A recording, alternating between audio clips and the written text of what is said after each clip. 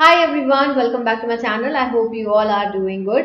तो ये है हमारा पार्ट 9 क्वेश्चन डॉक्यूमेंट का, जिसमें हम देखने वाले हैं instruments used to prepare document. Document को प्रिपेयर करने के लिए कौन कौन से इंस्ट्रूमेंट लगते हैं। कोई भी डॉक्यूमेंट, अभी हम क्वेश्चन डॉक्यूमेंट की बात नहीं कर रहे हैं, कोई भी डॉक्यूमेंट जो है। तो सबसे पहली चीज, अगर हमें किसी चीज पे लिखना है तो हमें लिखने के लिए क्या चाहिए? पेपर।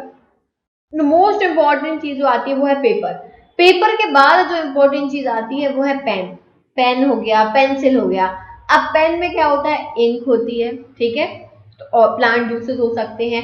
अब देखो, यहाँ पे इंक से तो पेन बनता है। अब एक चीज बहुत इंपॉर्टेंट याद रखना, हम बेसिकली इस लेक्चर में पेपर के बारे में पूरा पढ़ेंगे कि पेपर क्या है, कैसे बनता है और कैसे पेपर का एग्जामिनेशन होता है। तो हम वो डिस्कशन इस लेक्चर में करेंगे। लेकिन एक चीज ये समझो कि एक राइटिंग इंस्ट्रूमेंट बहुत ज्यादा इम्पोर्टेंट होता है। क्यों?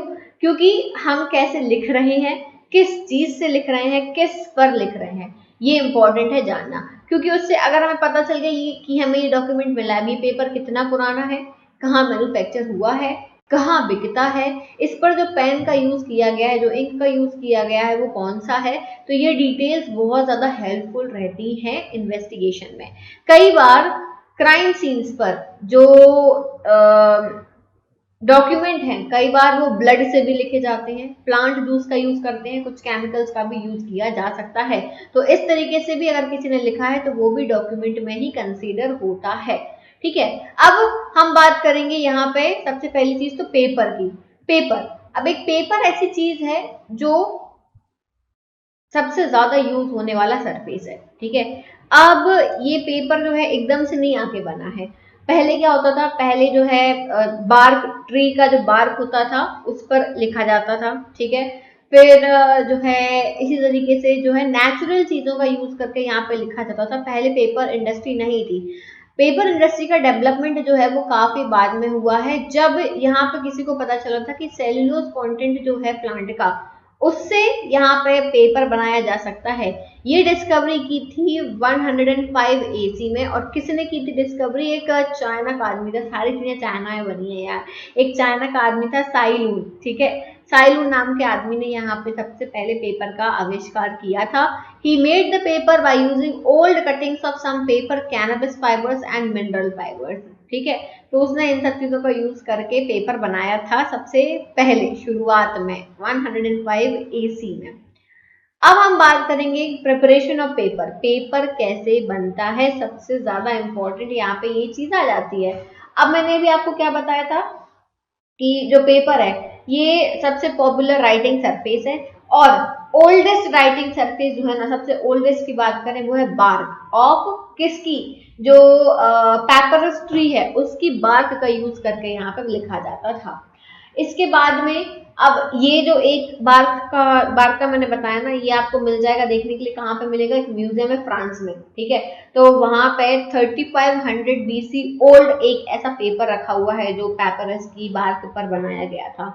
अब इसके बाद में हम बात करते हैं सीधे मैन्युफैक्चर, पेपर बनता कैसे है, ये बहुत ज्यादा इंपॉर्टेंट है। तो सबसे पहली चीज तो wood from plant bark part is generally taken. आप क्या करते हैं? वुड ली हमने, लकड़ी ली, सबसे सिंपल सी बात है, वुड ली। एक मैं आपको बताऊं, बहुत सिंपल सी प्रोसीजर आपको बताऊं कि हमने वुड ली, उसको बहुत पीटा पीटा पीटा पीटा, क्या करा हमने, मतलब उसको पूरा उसका लंप बनाया। ठीक है। लंप मटेरियल हमने उसका प्रोड्यूस किया। लंप मटेरियल बनाने के बाद में हमने क्या करा? उसमें हमने सीजिंग एजेंट डाला। यहाँ पे आई थिंक ये जो है ये बहुत बेसिक सी प्रोसीजर दी है कि हमने वुड का वो लिया, बार्क पार्ट लिया, जनरली लंप प्रोड्यूस किया। फिर हमने यहाँ से उसमें सेल्यूलोज पल्प निकाला, यहाँ से सेल्यूलोज निकाला, शेडिंग वॉशिंग प्रोसेस यहाँ पे हुई। फिर हम यहाँ पे अलग अलग प्रोसेस करते हैं, मैकेनिकल, सेमी केमिकल, केमिकल और ब्लीचिंग। ठीक है। इतनी प्रोसेस करते हैं। हम बात करेंगे मैकेनिकल प्रोसेस की। तो जो मैं आपको मैकेनिकल प्रोसेस बता रही हूँ वो सिंपल सी है कि हमने वुड लिया, वुड का हमने लंप बनाया। ठीक है। लंप बनाया, उसको पीट पीट के उसका जो है लंप बनाया हमने। लंप बनाने के बाद में हमने उसमें डाला सीजिंग एजेंट। क्या डाला? Seizing agent. सीजिंग एजेंट का काम क्या होता है? सीजिंग एजेंट एक ऐसा एजेंट होता है जो कि आपके जो पेपर है उसको सेल्यूलर स्ट्रेंथ प्रोवाइड करता है। क्या करता है? Cellular strength. सेल्यूलर स्ट्रेंथ यानी कि ऐसे खींचने पे फट ना जाए। जैसे ये पेपर है, अभी मैं इसको ऐसे खींचूंगी, ये फट नहीं रहा है। क्यों? क्योंकि इसके सेल्स में जो सेल्यूलर स्ट्रेंथ है वो प्रोवाइड की गई है। तो सीजिंग एजेंट मिलाया जाता है। कौन कौन से होते हैं सीजिंग एजेंट, वो मैं अभी आपको आगे लेक्चर में बताऊंगी। सीजिंग एजेंट के बाद में हमें मिलाना होता है लोडिंग एजेंट। अब भाई ये लोडिंग एजेंट क्या भला है? लोडिंग एजेंट क्या होता है? लोडिंग एजेंट पेपर को वेट देता है। इस पेपर में वेट है ना, वेट, इसकी भी जरूरत होती है, वेट की भी जरूरत होती है। तो सीजिंग एजेंट डालने के बाद हम लोडिंग एजेंट डालेंगे जो कि पेपर को वेट प्रोवाइड करेगा। इसके बाद में जब सब कुछ बन गया तो पेपर पे एक कोटिंग की जाती है। ठीक है, इसको स्मूथ बनाने के लिए कोटिंग की जाती है। और लास्ट स्टेप जो होता है वो होता है मैन्युफैक्चर करना, प्रोड्यूस करना पेपर को। अब इसके बाद में जो है कोई बात करें कि इसका रॉ मटेरियल क्या है, तो वो है सेल्यूलोज। सेल्यूलोज रॉ मटेरियल है। सेल्यूलोज पल्प, सेल्यूलोज पल्प से हमने सेल्यूलोज निकाला और फिर उसके बाद में उसमें सीजिंग एजेंट डाला, लोडिंग एजेंट डाला, कोटिंग करी, मैन्युफैक्चर किया और प्रोड्यूस कर दिया। Simple procedure. ठीक है, ये इसकी पूरी प्रोसीजर होती है। अब हमें इसको थोड़ा डिटेल में समझना है। तो सबसे पहले तो ये दिए हुए हैं यार प्रोसीजर, ये लिखे हैं step. Mechanical beating of wood to form lump material. Mechanical beating करी हमने उसकी, वुड की, लंप मटेरियल बना। उस लंप से हमें क्या मिला? सेल्यूलोज मिला। सेल्यूलोज क्या है? सेल्यूलोज ही जो है वो आपका मटेरियल है, रॉ मटेरियल है जिससे आप अपना पेपर बनाओगे। इसके बाद में हमने इसमें सीजिंग एजेंट डाला जो कि इसको सेल्यूलर स्ट्रेंथ प्रोवाइड करेगा। कौन कौन से सीजिंग एजेंट हो सकते हैं? Rosin, starch, animal gelatin, aluminium hydroxide, synthetic polymer, ये सारे सीजिंग एजेंट इसमें डाल सकते हैं। क्लियर है? चलो इसके बाद में अब लोडिंग एजेंट डालेंगे हम। Loading agents are also used in manufacturing of paper for providing proper weight to the paper according to the requirement. Proper weight देना है हमें पेपर को। ठीक है, अब कौन कौन से हो सकते हैं? एल्यूमिनियम सिलिकेट लाइक कोलिन, ठीक है, magnesium silicate like talcum, calcium sulphate gypsum और कैल्शियम जिप्सम और कैल्शियम कार्बोनेट, ये होते हैं लोडिंग एजेंट जो पेपर को वेट देते हैं। समझ में आ गया? ये भी ऐड करना जरूरी होता है। अब after all these steps which has been mentioned above are completed, then the sheet formation is done with a proper coating is given to a paper। एक proper coating देते हैं, इस तरीके से proper coating दी जाती है। ठीक है, this is the last step of paper manufacture। ये लास्ट स्टेप होता है पेपर मैन्युफैक्चर का और एंड प्रोडक्ट बन के आता है वो है आपका पेपर।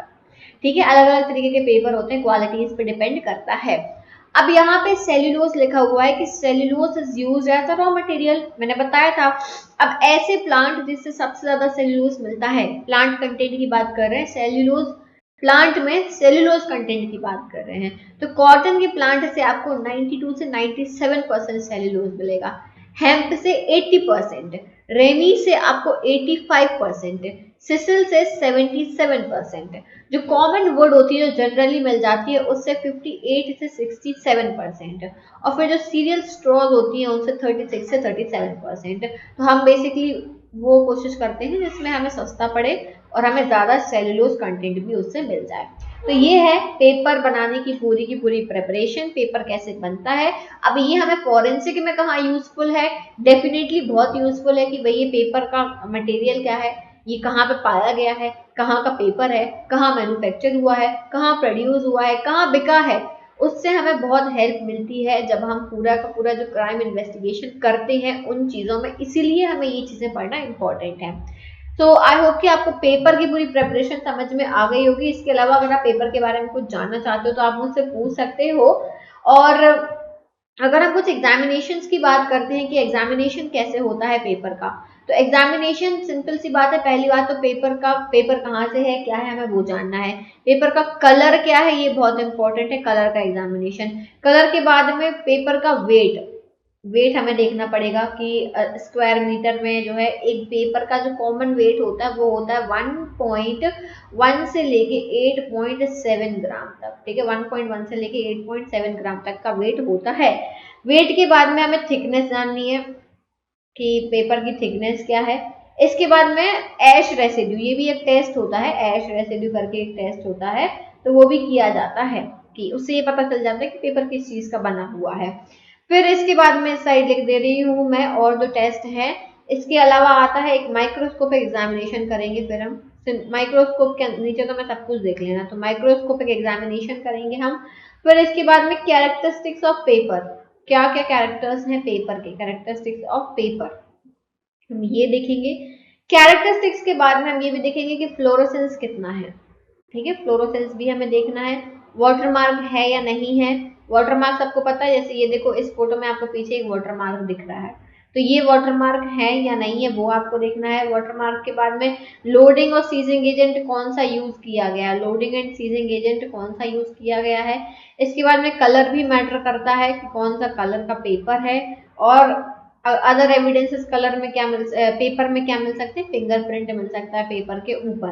तो ये सब चीजें जब हम पेपर का एग्जामिनेशन करते हैं तो ये सब पॉइंट्स हमें देखने पड़ते हैं। क्लियर हो गया?